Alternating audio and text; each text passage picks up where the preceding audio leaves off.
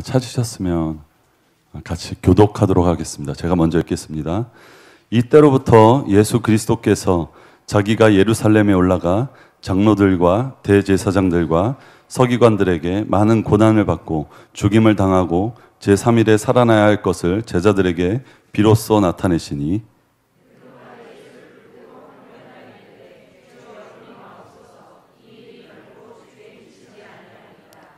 예수께서 돌이키시며 베드로에게 이르시되 사탄아 내 뒤로 물러가라. 너는 나를 넘어지게 하는 자로다. 내가 하나님의 일을 생각하지 아니하고 도리어 사람의 일을 생각하는도다 하시고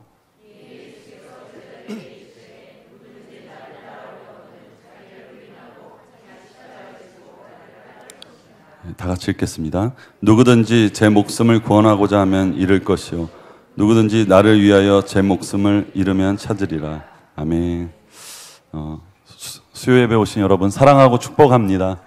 근데요, 저도 상당히 당황스럽습니다. 예. 하지만 지금 여름 사역 이 시즌에 꼭 이렇게 설교를 시키시는 것 같아요. 근데 좀 계속 예배가 있어서 설교를 준비할 시간이 한정돼 있어서 나름 최선을 다해서 준비했지만 이거를 또 익숙하게 내 것으로 만드는 시간이 좀 부족했던 것 같아요. 미흡하지만 성령님께서 여러분을 만지실 것을 기대하시면서 같이 주신 마음을 가지고 말씀을 나눴으면 좋겠습니다. 제가 어렸을 때 이런 기억이 있습니다. 아주 어렸을 때 어머니를 쫓아서 기도원에 갔던 기억이 많이 있어요. 한겨울 막 여름에 이런 때 기도원에 가면 어머니는 기도원에서 막 예배를 드리고 저는 조그만한 애들하고 같이 막 개울가에서 놀고 이랬던 기억이 있습니다. 그때 기도원의 풍경을 보면 막 큰 북을 막 이렇게 두들기고 모든 찬양은 똑같은 박자, 똑같은 비트로 이렇게 했던 기억이 있고요. 정말 카리스마 넘치는 목사님께서 막 그런 할렐루야 막 이런 목소리를 내시면서 이렇게 정말 말씀을 이렇게 선포하시던 이런 기억이 있습니다. 근데 어느 순간부터 그 시점을 지나면서 교회에서 이제 말씀 사경회를 하게 됐어요. 그러니까 부흥회를 해도 막 이렇게 막 그런 것보다는 이제 말씀 위주의 그런 부흥회들을 시작하게 됐고 말씀으로 사람을 세우고 말씀으로 우리를 일으키시는 목사님들이 이제 막 일어나기 시작했어요. 그리고 조금 지나다 보니까 1990년도, 2000년도 지금까지 우리나라의 이런 이 교회를 휩쓴 또 우리 그리스도인들의 마음을 잡은 단어가 제자라는 단어였습니다. 수많은 제자훈련들 또 이렇게 선교단체 교회 제자훈련들이 있었고요. 저도 또한 선교단체에서 한 1년 가까이 제자훈련을 받았고 교회에서도 제자훈련을 받았던 그런 기억이 있습니다. 근데 우리가 정말 많은 분들이 정말 이 대한민국의 많은 사람들이 많은 교회가 제자훈련을 받았는데 세계에서 유래를 찾아보기 힘들 정도로 제자훈련을 받았는데 정말 오늘날의 교회, 오늘날의 나의 모습, 오늘날의 우리 교회와 공동체의 모습들을 보면 정말 예수님의 제자로 우리가 서 있는가? 제자훈련을 받는다는 것은 예수님한테 배운다는 얘기잖아요. 예수님의 제자가 되겠다는 건데 정말 우리는 예수님을 닮았는가?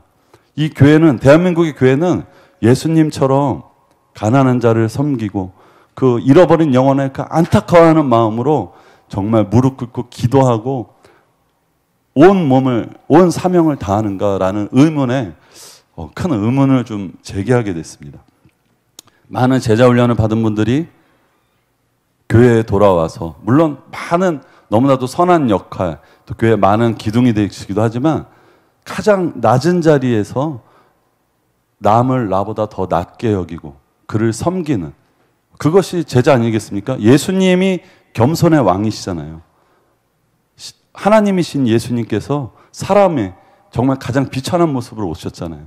근데 그런 모습이 아니라 뭔가 다스리는 자리, 뭔가 좀 이렇게 돋보이는 자리에 나서고 점차 낮은 자리에 사람들이 없어지는 현상을 보면서 또한 그것이 저의 모습임도 이렇게 많이 본 것 같아요. 그러면서 이것에 대해서 좀 많이 생각하게 됐고 오늘 말씀을 좀 정하게 된 계기가 됐습니다. 저는 30대 초반에 예수님을 만났는데요. 30대 초반에 예수님을 만나서 정말 많이 회개하고 또 기도하고 성경도 많이 읽었던 시절이 있었습니다. 예전에 직장 생활을 하면서 일주일에 한 번씩 신약을 읽었던 것 같아요. 신약 성경을 몇십 번을 읽고 막 그러면서 또 갈급하니까 막 많은 책들도 막 찾아 읽고 지금 우리 교회처럼 이렇게 좋은 교회를 만나지 못하고 올바른 복음이 선포되어지지 않는 교회에 있었기 때문에 혼자 신앙생활을 했어요. 그래서 한창 때는 한 1년에 100권 정도 기독교 서적을 사서 읽었던 것 같아요. 혼자. 그때 당시에는 인터넷 뭐 이런 강의 이런 게 없었어요. 그렇기 때문에 거의 그렇게 그러니까 밤마다 이렇게 어떨 때는 성경을 많이 읽다 보니까 이해 못하는 부분이 너무 많은 거예요. 그러면은 강해서를 사다 놓고 밤마다 강해서를 이렇게 보고 그렇게 성경을 공부했던 기억입니다. 그때 당시에 제가 매일 새벽 기도도 다니고 또 많은 기도를 하러 다니면서 늘 항상 갈라디아서 2장 20절을 암송하면서 정말 겸손히 정말 하나님 앞에 나가고 섬겼던 기억이 있습니다. 그런데 저 또한 제자 훈련을 받고 또 많은 성경적인 지식이 습득되어지고 또 그러다 보니까 이제 제 은사가 개발되잖아요. 제 은사들이 개발되면서 그렇게 낮은 자로 섬기는 자로서의 삶이 아니라 좀 뭔가 바리새인 같이 판단하고 정죄하는 자로 또 종교적인 모습으로 변하는 모습들이 볼 수 있었습니다. 제자 훈련을 받았는데 제자의 삶이 아닌 바리새인의 삶을 살게 되는 이상한 현상이 이제 생기게 된 것입니다. 그래서 오늘 어떤 제자가 정말 예수님을 닮은 하나님께서 기뻐하시는 참 제자인가를 제가 알아보려고 사복음서를 쫙 읽어봤어요. 거기에 제자들의 모습이 많이 나옵니다. 그래서 성경에 등장한 제자들, 사복음서에 나온 제자들은 어떤 교재나 프로그램을 보고 교육받은 제자들이 아니에요. 그들은 살아계신 예수님을 직접 만나서 그 살아계신 예수님과 먹고 마시고 배우고 훈련받고 사역한 제자들입니다. 3년 동안이나. 네.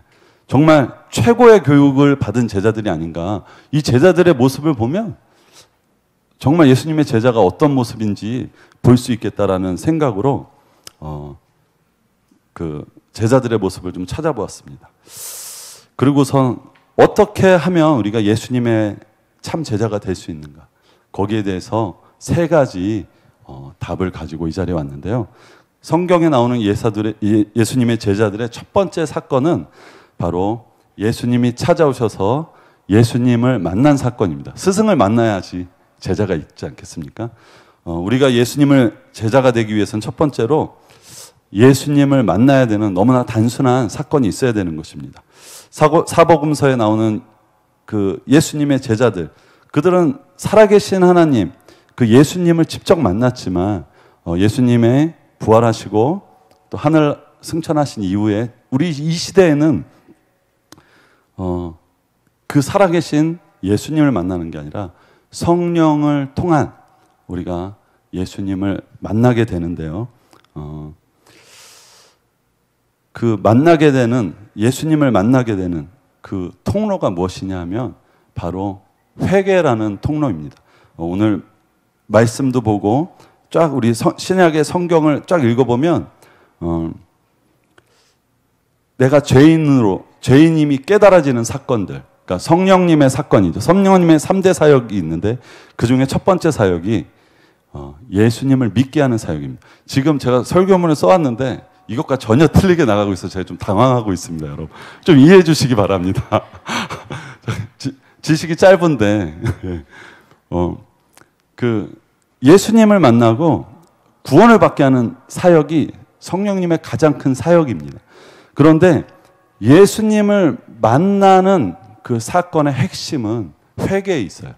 근데 우리가 말하는 회개라 함은 그냥 하나님 잘못했어요, 이렇게 머리로 생각하는 회개가 아니라 존재적인, 정말 내가 죄인이구나. 내가 이 세상에서 가장 악한 자이고 가장 더러운 자였구나라는 것이 본질적으로 깨달아지는 본질적 회개를 얘기하는 것입니다. 저는 이 회개를 저 나름대로 뭐라고 부르냐면 구원을 부르는 회개라고 이제 얘기를 하고 있거든요. 성경을 아무리 뒤져봐도 회개 없이 구원을 얻었다는 얘기를 찾아볼 수가 없습니다. 여러분, 이 본질적인 회개가 없이 구원에 이를 수 없는 것을 여러분 아십니까? 많은 신앙인들과 이렇게 얘기를 하다 보면 그분들이 이제 신앙의 경험들을 이렇게 얘기해 주실 때가 있어요. 그러면서 어떤 말씀을 해 주시냐면 자기는 모태신앙인데 저도 모태신앙입니다. 평생 하나님의 은혜를 느끼면서 이렇게 잘 살고 해서 이렇게 지금 신앙을 가지고 이렇게 있습니다. 이런 얘기를 하면서 그러면 정말 자기가 죄인임을 언제 깨달았습니까? 물어보면 그런 경험이 없는 분들이 많으세요. 그리고 또 나는 우리 자녀가 어떻게 아팠을 때 정말 기도해서 주님이 들어주셔서 예수님을 믿게 됐다고. 그런 분들이 있어요. 그러면 언제 정말 내가 죄인임이 깨달아지고 그 회개를 통한 예수님을 만났습니까? 물어보면 그것이 없는 분들 또한 계세요. 그 모습을 볼 때 분명히 예수님이 우리가 구원받지 않은 상태에서도 우리한테 은혜를 주실 수도 있고 또 어떤 기적을 행하실 수 있다고 생각이 들지만 그 신앙을 분명히 점검해 봐야 되는 시점이 아닌가 생각이 돼요. 제자라는 의미는 이제 스승에게 배우는 사람인데 이 시대에 지금 제자들이 예수님을 만난 사건, 우리는 예수님의 얼굴을 민낯으로 대면해야 되는 것입니다.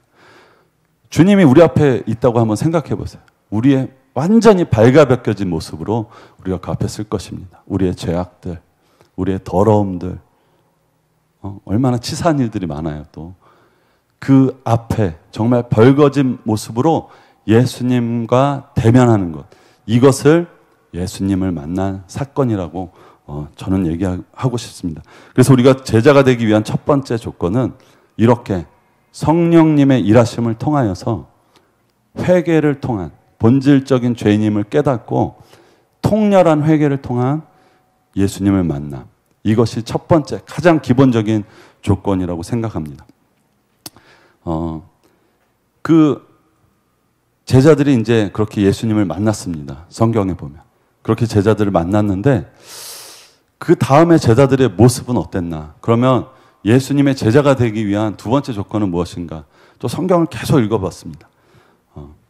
성경에 나오는 그 제자들의 모습을 이렇게 쫙 보니까 전혀 생각지 못한 이제 모습들이 나오는 거예요. 어떤 일들이 나오냐면 우리가 생각하던 제자들의 모습은 정말 예수님과 닮고 정말 불같이 사역하고 자기의 목숨을 아끼지 않아야 되는 모습이 맞는데 마태복음 12장 1절 8절의 말씀 보면 안식일에 제자들이 밀 이삭을 잘라먹고 예수님이 바리새인들한테 공격을 당하는 빌미를 제공합니다. 좀 약간 어처구니가 없는 일이고 베드로가 무리를 걷다 빠지는 사건이 나오죠. 주님께서 믿음이 적은 사람아 왜 의심하느냐 책망합니다. 그리고 마태복음 16장에 보면 삼가 바리새인과 사두개인들의 누룩을 주의하라 라고 그들의 가르침을 경계하라고 가르치시는데 제자들은 전혀 깨닫지 못하고 우리가 빵을 가져오지 않았다라고 예수님께 동문서답을 합니다. 그리고 예수님께서 너는 내가 빵 5개로 5,000명을 먹은 것을 기억하지 못하느냐라고 말씀하시면서 온 관심이 빵, 지금 당장의 현실에 가 있는 제자들을 믿음이 작은 자들이라고 말씀하는 얘기가 나오고 또 오늘 본문 말씀이죠. 베드로가 예수님이 십자가 사건에서 못 박혀 죽으시고 부활하셔야 된다는 얘기를 했을 때 전혀 영적으로 이것을 깨닫지 못합니다. 그리고 예수님 그 일이 일어나면 안 됩니다라고 말하고 예수님은 심지어 베드로한테 사탄아 물러가라 이렇게 대답을 하는 모습을 볼 수 있습니다. 그것뿐만이 아닙니다. 계속 읽을수록 야고보와 요한 또 그 어머니가 와가지고 예수님에게 한다는 말이 당신이 왕이 되었을 때 하나는 좌편에, 한 명은 우편에 앉게 해달라고 이렇게 또 얘기를 하는 것을 볼 수 있어요. 하나님의 나라가 어떤 건지 전혀 깨달지 못하고 이 정치적으로 하나님이 이 이스라엘을 통일해가지고 왕이 되었을 때 한 자리 해보겠다는 정말 세속적인 생각에 틀어박혀 있는 제자들의 모습인 것입니다. 우리가 입으로 예수님을 구한다고 얘기하지만 정말 우리의 실상 가운데 이런 모습은 많이 볼 수 있습니다. 그런 것을 두고 우리가 기복신앙이라고 주로 얘기를 하는데요. 우리 선조들의 신앙을 살펴보면 우리나라의 선조들의 신앙은 사실 기복신앙은 아니었거든요. 기복신앙이 된 지는 얼마 안 됐습니다. 여러분, 북한이나 우리나라의 1950, 60년대에 먹을 것을 구하는 것이 정말 기복적인 정말 내 욕심을 차리는 신앙이었을까요? 한 끼 자신의 자녀가 먹을 것이 없는 모습을 보고 가슴 아파서 구한 것은 기복신앙이라고 볼 수 없다고 생각이 돼요. 하지만 지금의 모습들은 그렇지 않거든요. 우리가 구하는 것들은 우리가 차고 넘치는 것, 그 이상들을 계속 우리가 구하고 있습니다. 이제 제자들의 얘기를 계속 살펴보면 또 이제 결정적인 정말 우리의 모습을 볼 수 있는 제자들의 사건이 나오는데 제자들끼리 우리들 중 누가 크냐 이것을 갖고 싸웁니다.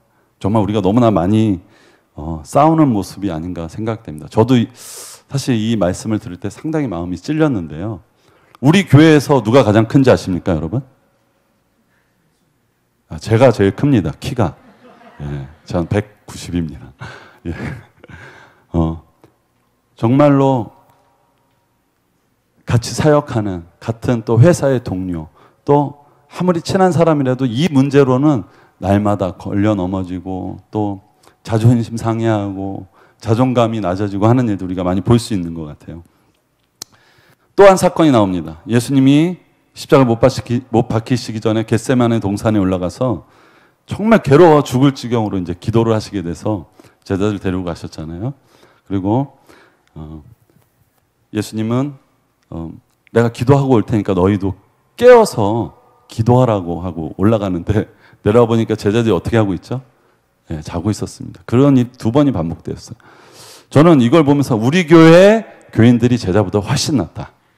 제가 중보자들하고 가끔 얘기를 하는데 4시간, 5시간 기도했다 뭐 이런 말씀도 듣거든요. 그리고 최근에 이제 느헤미야 기도도 했는데 2시간 그냥 훌쩍 기도하잖아요. 그러니까 제가 봤을 때는 이 제자들보다 우리 교회 교인들이 100배 낫지 않나. 저는 그런 생각을 가지고 있습니다. 무엇보다도 사복음서에 나타난 제자들의 모습의 최고 하이라이트는 십자가 앞에서 일어납니다. 3년 동안 주님과 먹고 자고 배우고 훈련받았던 제자들이 자기만은 예수님을 버리지 않겠다고 말한 그런 고백이 무색하게 예수님이 이 땅에 오신 그 이유, 십자가에 달리신 그 사건 앞에서 어느 누구 하나 할 것 없이 모두 예수님을 버리고 도망가는 사건들이 일어납니다. 여러분, 지금도 북한에서 이슬람에서 많은 분들이 예수를 부인하지 않고 죽어가고 있습니다. 근데 예수님과 3년간 동고동락했던 이 제자들은 성경에 맨몸에 홀 이불을 쓰고 있다가 그 홀 이불을 버리고 맨몸으로 달아났다고 기록하고 있습니다. 자기 목숨 하나 살려고 정말 얼마나 허둥지둥 발버둥 치며 도망가는 모습인지 모르겠습니다. 도대체 제자들은 3년 동안 무엇을 한 것입니까? 도대체 어떤 훈련을 받았고 무엇을 배운 것입니까? 최고의 스승이고 하나님이신 예수님은 왜 그 많지도 않은 제자들 하나하나 제대로 가르치시지 못한 것일까요? 예수님은 그런 능력이 없으십니까? 예수는 거짓입니까? 사기입니까? 아니면 성경에 잘못 기록된 겁니까? 이렇게 실패한 제자들의 이야기가 왜 그렇게 성경에는 많이 나와 있는 것입니까? 예수님이 십자가에 못 박히시고 3일 만에 부활하신 다음에 제자들에게 예수님이 나타나십니다. 그리고 다시 사신 예수님을 제자들은 만납니다. 그때 제자들의 마음이 어땠을까요? 저는 이 부분을 좀 묵상했어요. 어땠을 것 같습니까? 얼마나 부끄러웠겠습니까? 얼마나 비참했을까요? 또 얼마나 울었을까요? 여러분, 십자가 앞에서 철저하게 실패하고 난 후에 제자들은 알았을 것입니다. 십자가 앞에서 내가 했던 수많은 훈련과 맹세들, 그 모든 것들이 두려움 앞에 모두 무너진 것을 보고 제자들은 느꼈을 것입니다. 아, 난 정말 아무것도 아니구나. 아, 난 정말 내 힘으로 예수님 하나 제대로 믿을 수 없구나. 난 그래도 괜찮은 그리스도라고 생각했는데 그 절제절명의 십자가 앞에 나의 모든 신앙의 실체가 드러나고 빨개 벗겨진 것입니다. 여러분한테 이런 순간은 없으십니까? 은혜 받고 평탄한 그때가 아니라 절제절명의 그 십자가를 져야 되는 그 순간에, 내 생명까지도 내 모든 것을 예수님께 내려놓아야 되는 그 순간에, 그 믿음의 고백이 필요할 때에 여러분 배신하지 않고 그 십자가에 머물르셨습니까? 아니면 그 배신을 한 경험들이 없으십니까? 예수님의 제자가 되기 위해서는 이 순간이 꼭 필요합니다. 십자가 앞에서 완전히 실패하고 나의 믿음의 모습이 집사라는, 권사라는, 장로라는, 전도사라는, 목사라는 타이틀로 덮여 있어가지고 내 본 모습을 보지 못하는 그 순간, 그 모든 허물들을 버리는, 예, 감사합니다.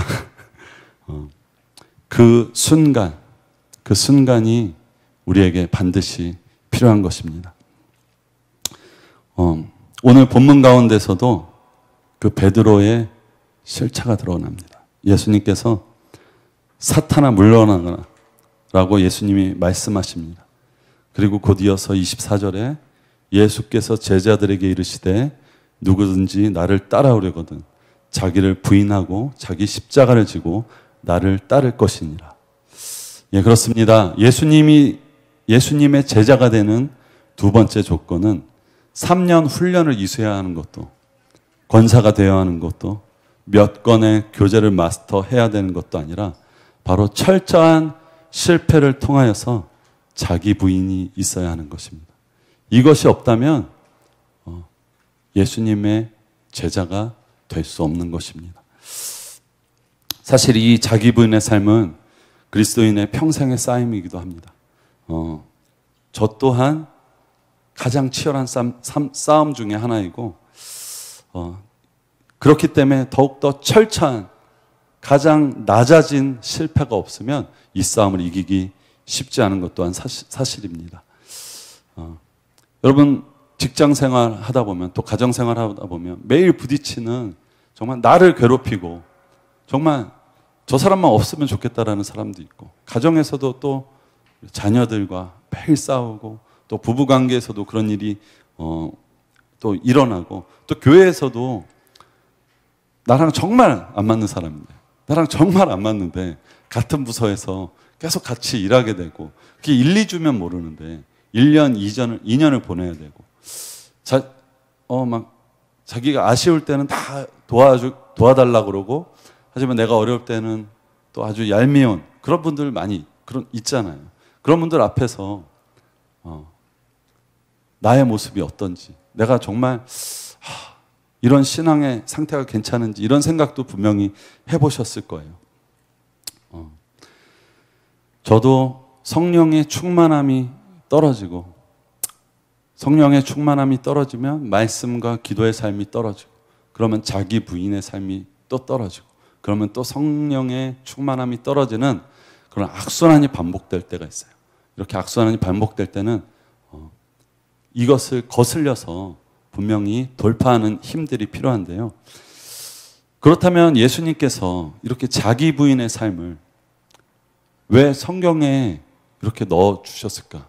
왜 이렇게 어려운 것들을 예수님께서 우리들한테 이 선악과를 따먹고 하나님을 힘들게 한 이 나쁜 녀석들 혼 좀 나봐라 하고 혹시 이 구절을 넣으신 건지, 정말 이것을 우리가 극복할 수 없는 일인데 주님이 아주 어려운 코스로 이것을 넣으신 건지 정말 우리가 고민하지 않을 수 없습니다.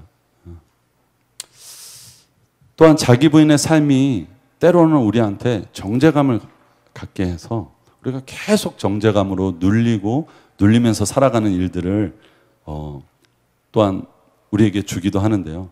평생 죄책감에 시달리는 그런 삶은 분명히 우리에게 천국의 삶이 아닐 것입니다. 하나님의 나라는 참 자유가 있고 주님을 만난 구원의 감격의 경험이 우리들에게 있지 않습니까? 그 죄에 대하여 자유하게 된 그 자유함, 그 평생에 가져보지 못한 그 온전한 기쁨, 죄의 무거운 올무로부터 벗어난 해방감, 이런 경험들이 분명히 우리한테 있지 않습니까? 그렇다면 다시 한번 성경에 나온 제자들의 모습을 살펴보면서 어떻게 하면 자기 부인의 삶을 살 수 있고 예수님의 제자가 되어 살 수 있는지 우리 좀 계속 마지막으로 알아보도록 하겠습니다.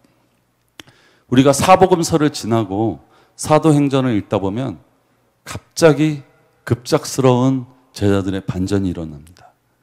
분명 앞선 제자들의 모습은 정말 형편없고 정말 무너져 내리고 정말 우리가 보기에도 민망한 모습이었는데, 이 사도행전에 나온 제자들의 모습은 정반대의 모습이 나오기 시작하는 것입니다. 바로 얼마 전에 예수가 십자가에 못 박힌 그 사건이 일어난 그곳에서 예수님과 똑같이 십자가에 못 박혀 죽을 수 있는 그곳에서 제자들이 얼굴을 내밀고 멀건 대낮에 외치고 있는 것입니다. 너희가 회개하여 예수 그리스도의 이름으로 세례를 받고 죄사함을 받으라. 심지어는 제사장들과 사두개인들이 그들을 붙잡았습니다. 그들은 예수를 죽인 자들입니다. 그런데 그들 앞에서 베드로가 말합니다. 다른 이로서는 구원을 받을 수 없나니 저나 사람 중에 구원을 받을 만한 이름을 우리에게 주신 일이 없습니다. 그들이 베드로와 요한이 담대하게 말함을 보고 그들은 본래 학문이 없는 범인으로 알았다가 이상히 여기며 또 전에 예수와 함께 있던 줄 알고 또 병 나은 사람이 그들과 함께 서 있는 것을 보고 비난할 말이 없는지라. 성경에 이렇게 써 있습니다. 경고하여 도무지 예수의 이름으로 말하지도 말고 가르치지도 말라 하니 베드로와 요한이 대답하여 이르되 하나님 앞에서 너희의 말을 듣는 것이 하나님의 말씀을 듣는 것보다 옳은가 판단하라고 말하고 있습니다. 도대체 제자들에게 무슨 일이 일어난 것입니까? 예수님께서 그렇게 하나님 나라에 대한 이야기를 십자가 사건 전에 이야기할 때 분명히 성경에는 내가 죽고 다시 부활한다는 얘기를 제자들에게 몇 번 했어요. 어느 누구 하나 그 얘기를 영적인 통찰력을 갖고 알지 못했던 그들이 이제는 제사장과 사두개인 앞에서 구약을 관통하는 영적인 통찰력을 가지고 담대하게 복음을 전하고 있는 것입니다. 또한 사도들의 손을 통해서 표적과 기사가 많이 일어나고 그것을 보고 많은 사람들이 예수를 믿는 사건들이 일어나고 있다고 성경은 분명히 기록하고 있습니다. 왜 이런 일이 일어났습니까? 그동안 본질까지 잘 변하지 않던 제자들이 이제 참 제자 예수님을 만나고 자기 부인의 삶을 살고 자기의 권리를 포기하며 하나님의 나라를 위해서 사는 일이 일어난 것입니다. 이 일이 일어난 것은 또한 사도행전에 써 있습니다. 이 일은 주님께서 예루살렘을 떠나지 말고 내게서 들은 바 아버지께서 약속하신 것을 기다리라. 요한은 물로 세례를 베풀었으나 너희는 몇 날이 못되어 성령으로 세례를 받으리라 라고 말씀하고 계십니다. 그것은 성령이 임함으로 성령의 충만함을 받음으로 일어난 사건입니다. 제자가 되기 위한 세 번째 조건이 바로 이것인데요. 떠나지 말고 아버지께서 약속하신 성령을 기다리라입니다. 많은 분들이 성령을 기다리라는 말씀을 순종하지 못하고 성령의 충만함 없이 신앙생활을 하다가 사역하다가 실족하고 망하고 있습니다. 성령의 충만함을 받으면 말씀을 읽는 것이 틀려집니다. 주님이 깨닫게 하십니다. 기도하는 것이 틀려집니다. 마땅히 기도할 바를 알게 하시고 기도할 바를 증거하게 하십니다. 저는 성령의 수많은 이적과 기사의 사역을 인정할 뿐만 아니라 그것을 많이 사모하는 사람입니다. 하지만 너희가 회개하여 각각 예수 그리스도의 이름으로 세례를 받고 죄 사함을 받으라.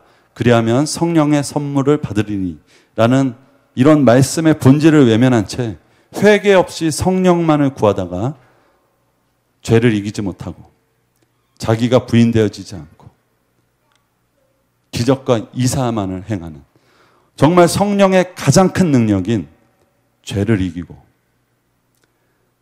자기가 부인되어지고 이 세상을 이기는 것을 놓치는 경우를 많이 볼 수 있습니다. 여러분, 우리는 그냥 세상에서 믿음을 지키며 사는 존재가 아닙니다. 우리는 세상을 이기는 존재로 주님께서 이곳에 부르셨습니다.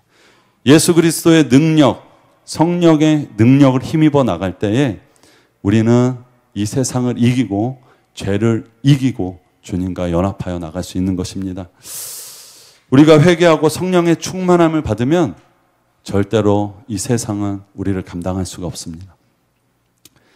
제가 아까 전에 30대 초반에 회심을 했다고 말씀드렸는데, 제가 직장인으로 아주 작은 개인 사업을 하면서 주님을 만났고 주님과 동행한 그런, 여태까지 동행한 그런 일들이 쭉 있었는데, 제가 그때의 사회인으로, 그리스도인으로 정말 치열하게 싸움을 했던 것 같아요.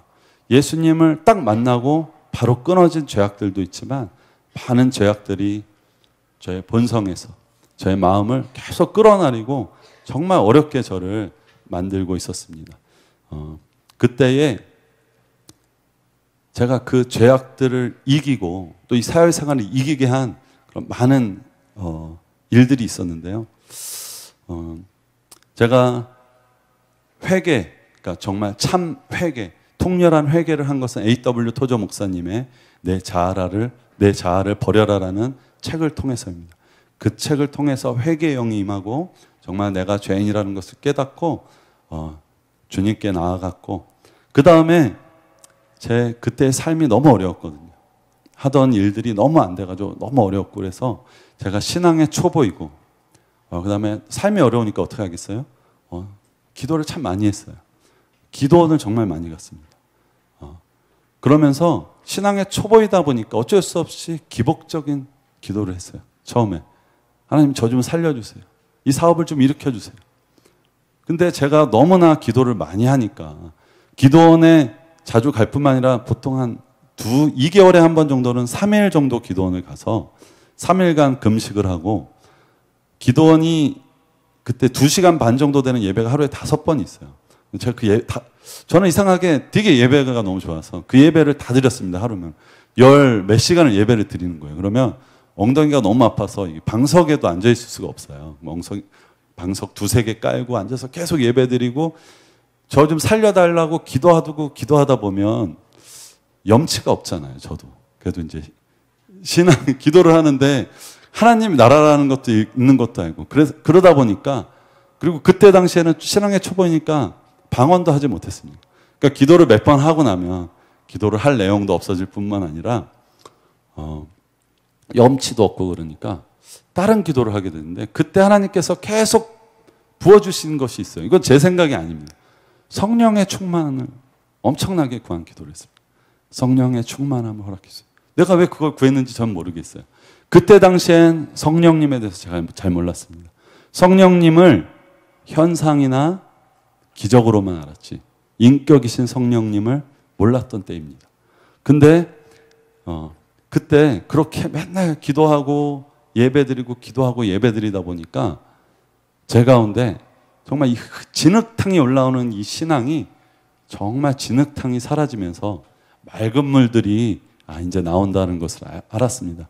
우리가 기복적인 신앙을, 우리가 신앙의 초보가 되어서 바로 하나님의 나라와 영적 전쟁을 얘기할 수는 없지만, 이렇게 교회를 5년 다니고 교회를 10년 다니고 교회를 15년 다녔는데 아직도 우리의 관심과 기도가 하나님의 나라와 예수 그리스도 그분의 십자가와 구원이 아닌, 잃어버린 영혼이 아닌, 아직도 내 가정, 내 자녀, 내 주위의 모든 것, 내 직장들 여기에 매여 있다면 이 신앙은 아주 심각하게 되돌아봐야 될 신앙입니다. 그러면서도 우리가 제자라고, 제자 훈련을 받았다고, 여러 가지 훈련을 받았다고 무언가 된 것 같은 생각이 들다면 우리는 이 시간 그 모든 것들을 회개하고 정말 예수님의 참 제자로 나가야 될 것입니다. 그렇게 성령의 충만함을 구했을 때 주님께서 저에게 성령의 충만함을 정말 주셨습니다. 지금 생각하면 그것이 무엇인지 알겠어요. 그것은 성령의 불이었어요. 그 성령의 불이 저를 지금 이 자리까지 오게 했는데 그 성령의 불을 받았을 때 제가 나가서 사회생활을 하는 모습이 틀려졌습니다. 제가 거래처에 나가서 오다를 따야 되고 뭔가를 받아야 될 때에 많은 사람들, 많은 사회에서는 자기가 가진 무엇, 자기가 줄 수 있는 금전적인 것으로 반드시 상대방을 컨트롤하게 돼 있거든요. 그리고 그 이익에 따라 모든 기업과 모든 사회인들은 움직이게 돼 있습니다. 근데 예수님을 만나고 예수님의 성령이 충만하게 부어지니까 그것을 보는 게 아니라 내 안에 계신 예수님을 보게 되고 사회의 시스템에 컨트롤되지 않는 저의 모습이 보이는 거예요. 사회의 가치에 컨트롤되지 않는 저의 모습이 보이니까 상대방의 사람들이 저를 의아하게 생각합니다. 그리고 쉽게 생각하지 못해요. 왜냐하면 눈앞에 이익에 절대 끌리지 않는 저의 모습을 보는 거예요. 그렇다면 우리가 정말 예수님의 제자로 이제 성숙하게 나아가야 될 텐데 우리에게 이 성령의 충만함을 구하는 마음이 있어야 될 것입니다. 여러분 많은 것을 구하잖아요. 근데 여러분한테 왜 성령의 충만함이 부어지지 않는지 아십니까? 그것은 구하지 않기 때문입니다. 구하지 않는 것은 왜 구하지 않는지 아십니까? 그것은 사모함이 없기 때문입니다. 이 시간 우리 다 같이 함께 찬양하면서 우리 하나님께서 주신 그 성령의 마음을 구했으면 좋겠습니다. 이 시대가 악하고 이 시대에 믿음을 지키기가 너무 어려운 시대가 되었는데 우리가 이 시대에 정말 주님이 부어주신 충만한 성령, 우리의 영을 깨우고 우리의 마음을 깨워서 이 세상을 승리하게 하신 그 성령, 그분을 의지하며 이 시간 우리가 나아가기 원합니다.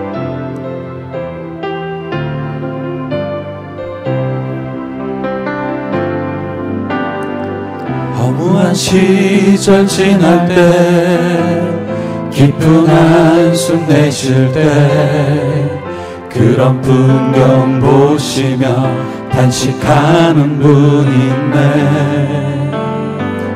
고와 같이 너희를 버려두지 않으리.